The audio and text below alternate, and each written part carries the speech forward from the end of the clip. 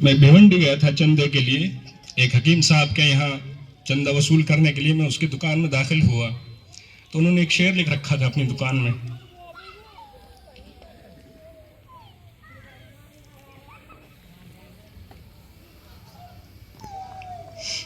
میں اپنی بات کو آگے بڑھاتا ہوں. اور ہمیں اس قابل بنایا کہ ہم قرآن مجید کی کچھ خدمت انجام دے سکیں. اللہ تعالی ہماری اس ادنا سی محنت کو قبول و منظور فرمائے اور آئندہ بھی اخلاص کے ساتھ میں خدمت کرتے رہنے کی توفیق عطا فرمائے. اور اللہ تعالی ہمارے بزرگوں کے لیے اور ہمارے والدین، ہمارے اساتذہ کے لیے صدقہ جاریہ کے طور پر اللہ تعالی قبول فرمائے. ہمارے بڑوں میں سے جو حضرات اللہ کو پیارے ہو گئے ہیں، کاش کہ وہ آج حیات ہوتے، ان نحالوں کو اپنی آنکھوں سے دیکھتے.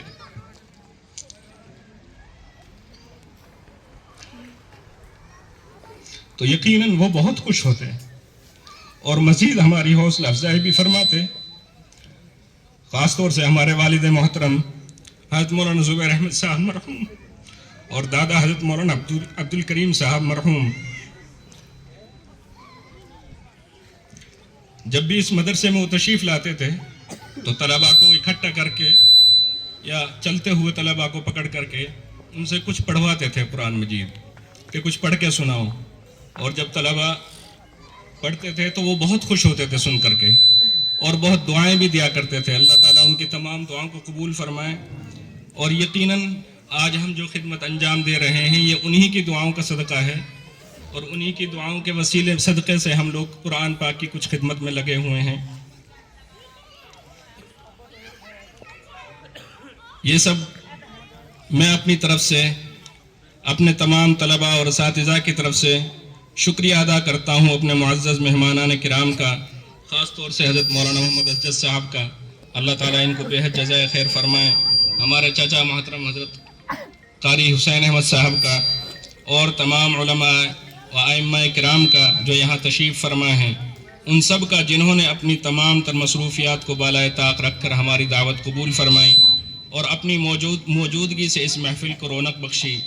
آپ کی آمد یقیناً ہمارے اور ہمارے طلباء کے لیے حوصلہ افزائی کا باعث ہے اور یہ اس بات کی دلیل ہے کہ آپ حضرات کے دلوں میں کلام الہی کی کتنی تڑپ اور مقام ہیں. اللہ تعالیٰ آپ حضرات کے اس آنے کو اور آپ کے ہر ایک قدم کو قبول و منظور فرمائے. محترم سامعین، کوئی بھی ادارہ صرف جذبہ سے نہیں چلتا ہے بلکہ آپ جیسے مخلص معاونین دوستوں کے تعاون سے چلتا ہے. ہم ان تمام احباب کا تہہ دل سے شکر گزار ہیں جنہوں نے مالی امداد اور دیگر ذرائع سے اس مدرسے کی پشت پناہی کی.